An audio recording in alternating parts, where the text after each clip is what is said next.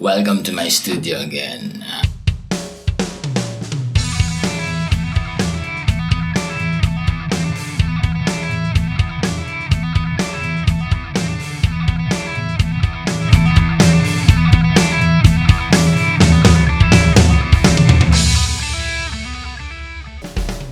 But then again, it's a simple setup. But I can do what I need for this setup. So I'm testing the lightnings because I'm just the only one who plays the lightning position. It's kinda stressful, yeah, because instead of it's another guy's job, but yeah, we can manage. So yeah, lightning, it's Lazada. Everything's in Lazada. So I'm using a laptop and an additional monitor for extending the screen. I have my monitor speaker. Yeah, it's actually one of the level up upgrade for the studio. So Samsung, Samsung is the brand, and I monitor my guitar using that monitor speaker, and also my mixing when doing video editing and mastering an audio track. So I rely on that, and I also have an amplifier for my extra speaker, which is mounted on the wall.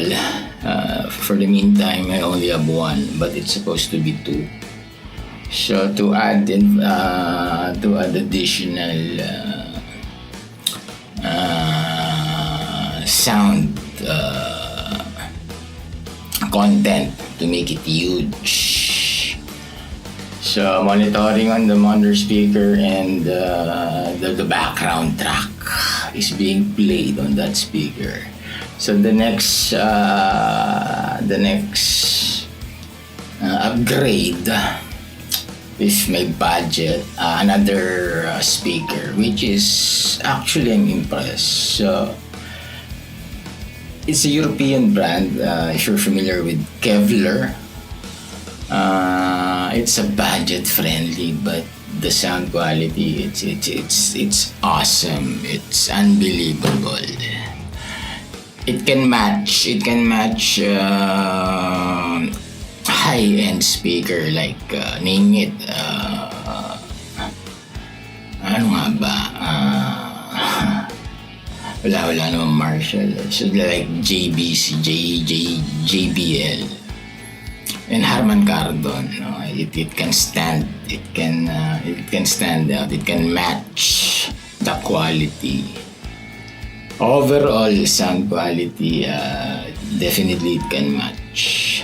But the budget, it's less cheaper compared to those brands. Mahal sa JBL. If you want a decent wall mount speaker, maganda ng budget yan. Dalawa kailangan mo. So dun pa lang, sibak ka na, di ba? So, yeah. So, nowadays, there are brands available in the market which is half the price, but it can match the quality of those leading brands, especially with speakers. So, yon. So, mixing, video editing, sound tripping, guitar monitoring. Yeah, I'm using Samsung. And for siyempre malakas we cannot use it pag may natutulog. So it's disturbing. So I have a Samsung as well. Samsung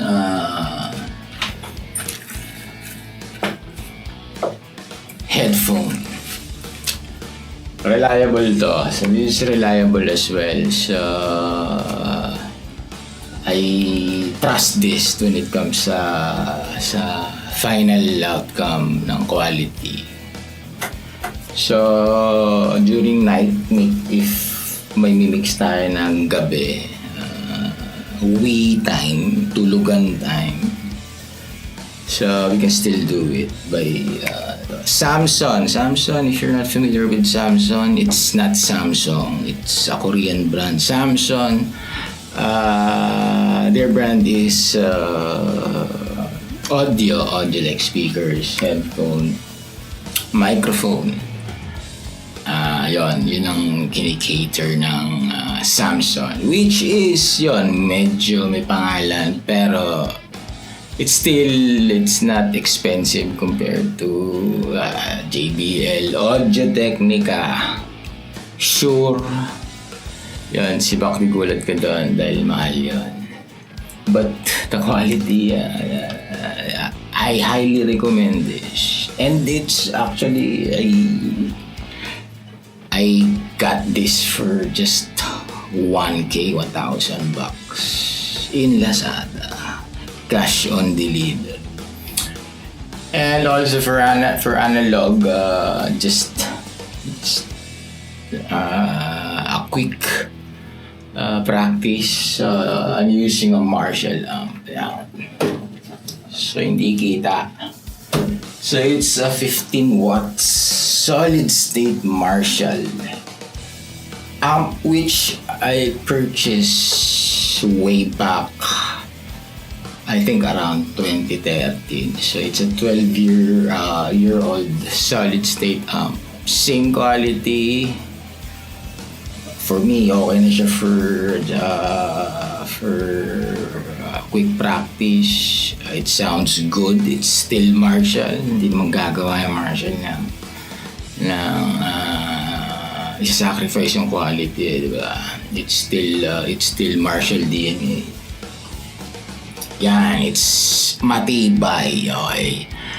So I'm planning to buy another one para mag-stereo yung sounds. Parang mic and singer ng Incubus. So yun ang setup niya. So konektado yung rig niya. Dalawa output papunta sa speaker, and then yung speaker niya na uniform, which is Fender ang niya, ang amp niya eh. Nakita ko sa concert ni sa Araneta na yun, ima-mic niya yun, and then yun na, ibubuga na siya ng sound system ng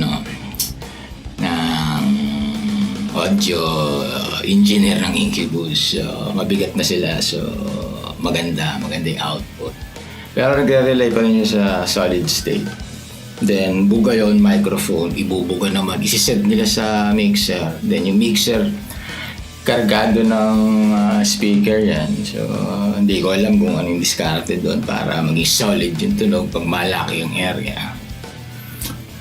Pero yung tunog niya is coming from dun sa simpleng setup niya, which I'm actually planning to copy the concept, because we can't afford a Fender solid state. Mahal na rin ang solid state ng Fender. Then yun, medyo branded tong ating microphone, the legendary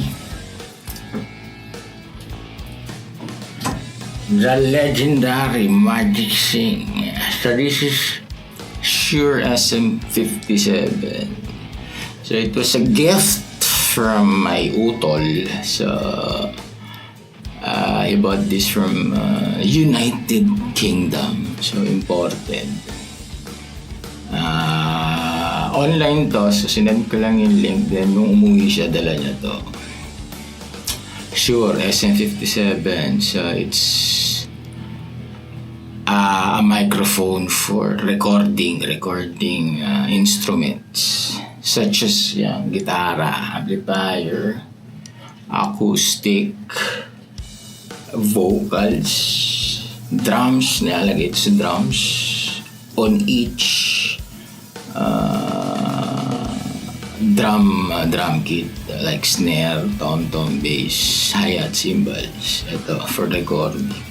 Dynamic siya sa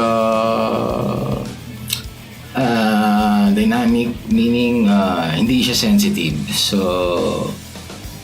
minimize niyo yung mga excessive noise sa background. Yun, nakafocus lang siya sa specific tunog na gusto mong i-record. So connected to doon sa audio interface. Yung audio interface ko, it was purchased from the US then. So from my wife, office mate. So yun, I asked a favor doon i-purchase because mas mura doon eh. And during that time kasi around 2014, 2013, wala pa naman Lazada. So, old age tayo during that time and very limited ang ating options when it comes sa gadgets or sa accessories. So, it's a recording accessories. Voice okay din to, pero highly recommended yung hindi siya dynamic eh. So, yung mic na kalimutan, passive yata yung tawag sa microphone. Pero pwede rin siya i-tweak. So again, ito, my go-to guys. So, andito lumabas dito. Hindi ko ito dinala kung saan, hindi nabagsak or whatsoever. Pero it's built for to withstand those unnecessary scenarios or situations. Pwede malaglag whatsoever. Pero matibay. How much is this? I think it's around 5K to 6K dito sa Pinas. And then, yun, I have another one actually. So, additional one. Shure din, SM57. So, minamic ko itong aking amp para ibuga nga ni Kevler para surround live yung dating and parang close to a live performance. Ika nga nila, diba na, I'm performing live. So, yun yung feel. And that's the idea. Yun, connected dito sa Lexicon Alpha. It's the brand of my user interface. It has two inputs, one device, 1 and 2. Pero it can accept high signal frequency. Kasi yung gitara kasi malakas yung yung frequency niya compared to mic. So may linis na yan eh. So meron tayong two inputs for those kinds of frequency. For instrument which is high and then line in and mic, same yon. So malinis na yon. And also pwede natin siyang i-connecta for private mixing to respect yung mga natutulog, di ba? Kung matulog ka, di ba? Then magmimix ako dito. Then connected tong si Samson, yung monitor speaker dyan sa Lexicon. And meron din ako ditong mixer. So mixer ko naman it's a standalone for connecting the Kevler. And then another interface, if you can see. So, hindi ko na itutweak yung angle ng camera kasi I have an interview later. So, windang-windang ako kaka-position yun. So, yun, another interface which is not connected to my laptop because conflict na yan eh. Malilito na yung DOMO, yung Digital Audio Workstation. So, it can work as standalone. It can handle monitor speakers. It has two inputs. Same with Lexicon, mic and instrument. Headphone niya, ang difference nila is this is a mini jack. Yung dito, yung malaki, yung pang electric guitar. And then, yun, hindi ko na makapakita yung rig ko. It's simple lang din. Analog approach. For simplicity. Then if I'm doing recording, if I'm recording my guitar tracks or doing covers, so I have two signal coming in sa digital workstation, which is yung rig, yung analog signal ko coming from my pedals, and then dadaan siya sa direct box. May signal din na papunta sa DAW for another channel which is mono. Ano siya, clean signal, walang effects, walang whatsoever, plain signal. Then doon ko na i-manipulate or i-tweak yung tone using impulse responsive. Yan yung ngayon, yung technology ngayon para i-replicate yung samod-saring tone. From yon, pwede ka nang mag-asta ng yon solid state, yung malalaki na talaga na cabinet, pwede nang nire-replicate yon. So you can sound like EVH, if you want Dimebag Darrell, name it, Slash, Mike Singer, Brian May, Nono Bettencourt, whatsoever, samot-sari yan, mamimili ka na lang. For the tone, okay naman yung tone. Okay, so I'm good with the tone. Pero syempre, iba pa rin yung real amp, real solid state or yung malaking ditubo. Iba pa rin yun. Kasi dun nga galing yung tunog eh. Pero yun nga, mahal yun. It's way expensive. So, rockstar ka na talaga yun. Diba? Talagang isa ka na sa malaking stop. Yun, so that's actually it. And my gitara is my original one, Hamer. So that's my first real guitar. I do own previous guitars, but pambata for beginning, and it doesn't sound a real fucking guitar. So yun, Hamer. So discontinued na siya. So it's something for me to treasure because Hamer, it's no longer manufacturing guitars. They ended their production way back 2014. Parang binili yata sila ng Fender or whatsoever. But Hamer, it's a guitar company that produces high quality, expensive guitars. Pero itong sa akin, they actually have versions for much cheaper price. So instead of US kasi ito eh, if guitar is built in the US, matik yun, mahal yun. Ewan ko kung bakit. Pero yung pag nag-branch na sila sa mga ibang countries, like itong Hamer na to, it's an Indonesian made. But still, may bas-basto ng Hamer US, and it's good naman. I don't say the since it's cheaper, then it brings cheap tones. No, it's not. It's still Hamer. Same with the Suzuki.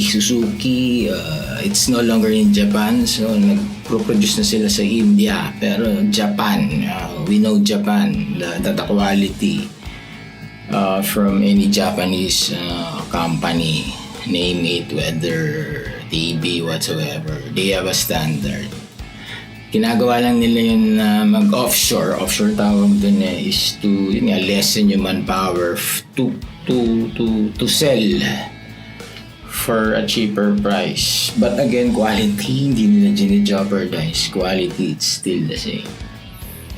Sana gumawa na sila ng ganun dati pa eh. Gibson, well, whether it's in Malaysia, made in Thailand, I don't care. As long as official Gibson company, it doesn't matter. Not unless kung talaga mapera ka, US, you can purchase US models, which is mas mahal pa sa Honda Click, mas mahal pa sa mga scooter, diba? Gitara lang yon. Pero again, if kaya mo, why not? Go ahead. If not, then may mga alternative naman na it can provide, it can give what you're looking for. So yun, Hamer, it has two humbuckers, Tune-o-matic bridge, similar to Les Paul, but the playability, it's good, it's very good. Ang sarap niya gamitin, and it stayed in tune. Medyo napabayaan ko siya dahil yun nga, nagkaroon ako ng bagong dalawa, because it's been a long time bago ako nagkaroon ng additional 2 guitars. I think dekada din eh. Yun, so bumili ako ng isang gitara na pwede tayong mag-dive bomb. Okay, kunin na natin para makita ng ating mga igan. So this is EVH. So again, similar. Nag-offshore sila for selling to a middle class musician. Okay. Wala sa to, no? Pero okay itong gitara na to. So I was planning to buy an Ibanez because Ibanez, it's popular. Bago lang to. So it's a brand named after the legendary Eddie Van Halen. So dinesign niya to. So yun, he's enthusiast on creating or inventing his own instrument. So legendary yung kanyang Frankenstein. So kinahoy niya lang yon. So iba-ibang brand nun. Yung pickup niya, siya lang din nag-soldering. But it ended up, magkano siya ngayon? Mahal pa sa mga original na Gibson. It's priceless. Again, ginawa niya lang yan. Then they established their own company. So I'm not sure if partners sila ng Fender. So at first, gusto ko Ibanez. Then yun nga, nag-canvas tayo, nag-check tayo. Then yun nga, I saw this. It's EVH, Edward Van Halen, yung mismo brand. Okay. Brand. Okay, kita ba? So yun, dual humbucker, Floyd Rose, which is EVH yung brand. So hindi third party. So yun, one way nga lang yung kanyang dive. So push lang to lower the notes. Hindi tayo pwede atake pataas yung, yung mga yung notes, because for that type of Lloyd Rose kailangan naka-float. So hindi siya naka-float, nakaangat siya para yun nga, yung squill mo is pababa lang. So again, Van Halen, may purpose siya doon. Signature niya yun, yung squill style ng pag-play or pag-compose ng kanta. Once na makarinig ka na nag-i-squill, para umiiyak, Van Halen na yun, or probably si Dimebag yun. So, yun, design niya, so meaning to say, yung Frankenstein, it's not a floating bridge. So, it only has one way for making a squill, which is yun nga, to lower the notes. So, yun, wala akong pinagsisisihan doon, because Van Halen is Van Halen, di ba? Kinahoy niya yung gitara because during his early years, wala naman siya, he's not rich. He can't afford Gibson, Fender. So he created his own signature guitar, and it became a legendary, one of the most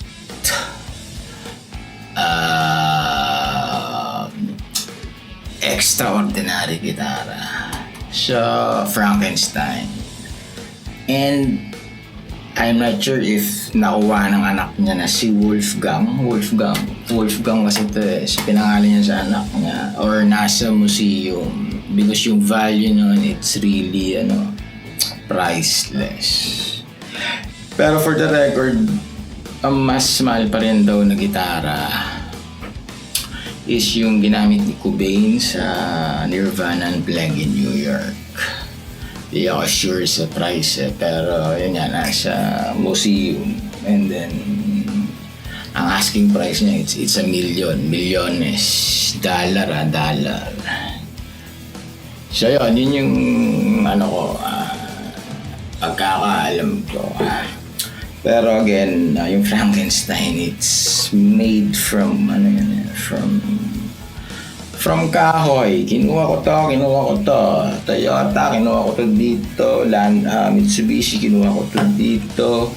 Honda, kinuha ko to dito. Then ito na yung kotse ko. So it's weird. Pero it's one of the legendary talaga. It's built by the one and only Eddie Van Halen. So he changed the way of playing ng gitara.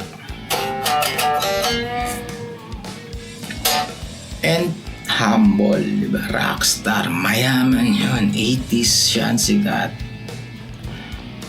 Until 90s, they sold millions copies of albums.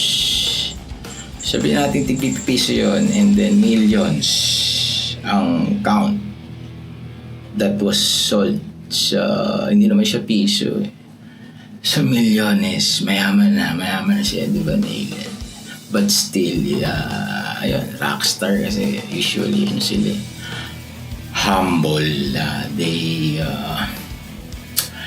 their ego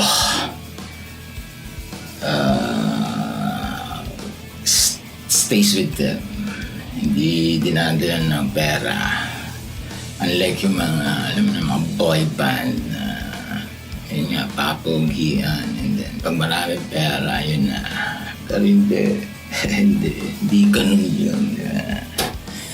Milyonaryo ako, pero I don't care about that.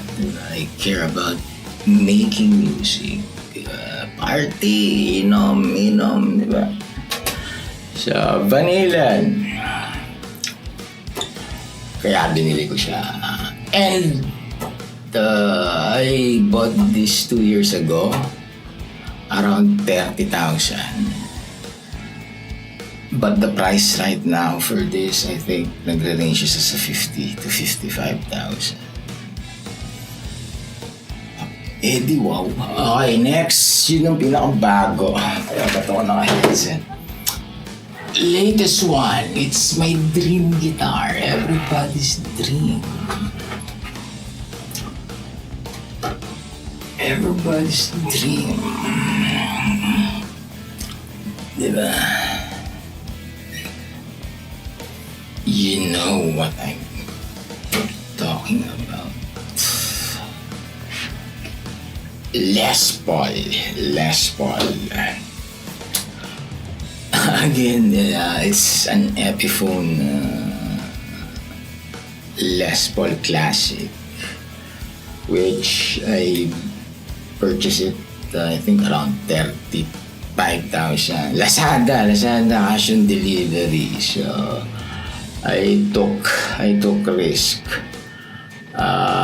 Yun, wala akong time to go to the store. It's in MOA, malayo. So I took the risk na i-deliver nga. Pero shout out kay Abdul. Abdul is the rider that handled the parcel.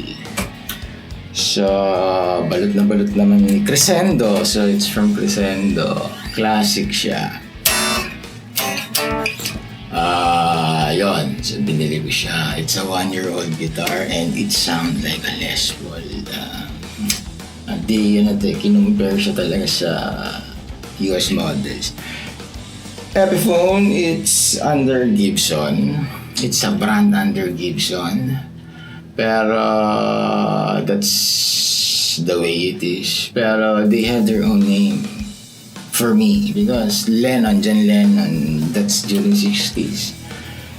He's using an Epiphone.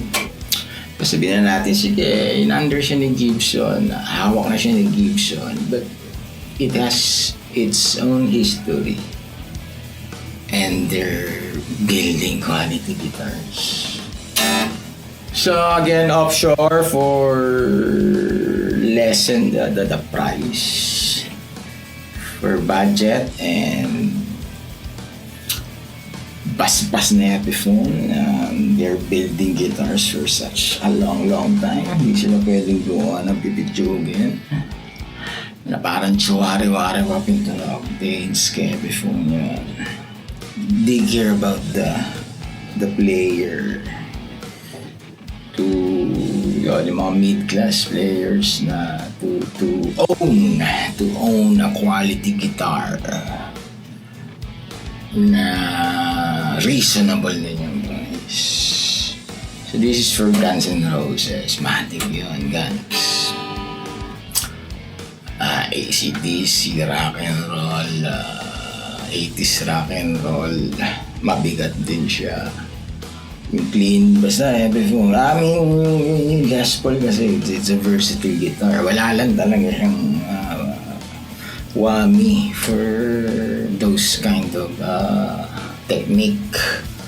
Yun ang limitations niya. Pero you can shred using this. You can use this as a worship guitar. Diba?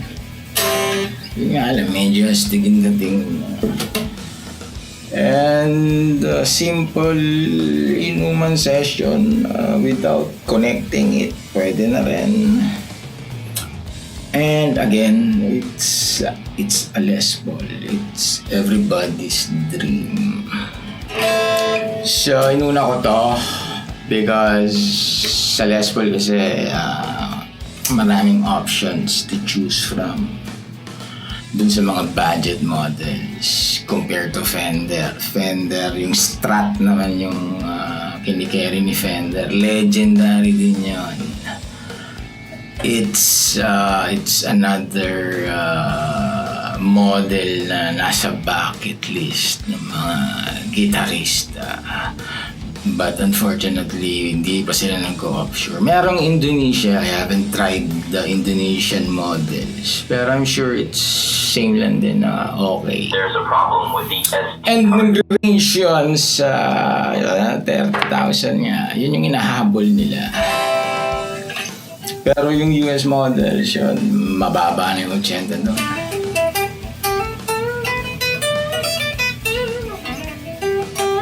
So blues, pwede ka mag-blues. Reggae.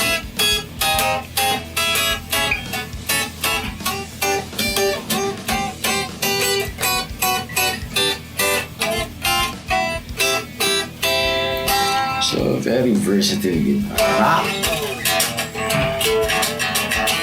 Metal, name it. So, yun, I figured it out to adjust the action. So, madali lang pala. So, I just purchased a ruler. Eto, to measure the action, the distance of the string itself dun sa fretboard. So, may standard dyan. It's a guide para you can easily adjust the action for playability. So, I prefer playability than actually tone, because the higher action, it gives huge sound and medyo aggressive, but in playability it's stressful. So yun, in-adjust ko to. But yung natanggap ko to, yun nga yung nakasetup siya mataas, aggressive. Okay naman yung tunog, pero yun nga, stressful sa kamay. So, hindi na ako pumunta sa luthier. So, instead, I purchased this. This is a string action roller. It's a reliable. And how much is this? 30. And again, Abdul is the man. So yun, sundan mo lang siya, adjust mo lang yung bridge, then tweak mo lang if may bass. Adjust mo lang. So inaabol ko talaga yung playability. So yung may bass siya sa mga frets, which is normal naman siya kasi dahil nga nag-adjust ka lang, binabaan mo yung distance. So adjust mo lang until dumating sa taste mo na it's tolerable and it's not affecting the tone or the overall sound. Pero yun na, less pressure na siya for playing. So regardless if you're playing for 6 to 8 hours, it's malambot. And yes, that's it, Pansit. May interview later and lunch muna tayo. So basically, it's a decade set up for this entire studio. Hindi siya overnight. It's a decade long. Trial and error, and then ipon dito, ipon doon, and then I can make my own song. I can produce production level tone. It's all about mixing, power mo lang naman yun. And I can shoot 4K videos, high definition. Iba pa yung camera. So yung camera, it's a totally different topic and different gastos. Pero we're not really into that. This is really my passion. It's one of my passion. Filming, it's one of my passion. Pero I prioritize this. Bago lang naman yung filming, yung gitara. Since may baril, walang bala nga. Walang gitara. So, it's a long game. Hindi, it's more than a decade. It's more than a decade. It's a different,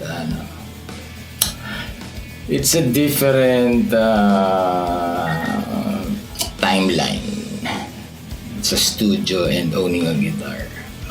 So, we started from playing a guitar without a guitar. So it's priceless. Okay, so again, mga igan, may interview tayo. Peace out.